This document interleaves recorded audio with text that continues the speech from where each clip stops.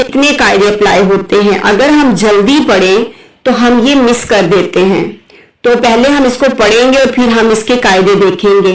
ला तअखुज़ुहु सिनतुन वला नौम। देखिए लाम को मैंने खींचा क्योंकि लाम के आगे हुरूफ मद्द आ रहा है और ता के बाद ता को झटका दिया क्योंकि ता के बाद हमजा के ऊपर जज़म आ रहा है। और इसके बाद जबर जेर पेश को मैंने जल्दी पढ़ा क्योंकि जबर जेर पेश को जब भी आप खींच के पढ़ते हैं तो वो मजहूल पढ़ना होता है और मजहूल पढ़ने से गुनाहगार हो जाते हैं, इसलिए इसको जबर जेर पेश को बिल्कुल भी खींचना नहीं होता।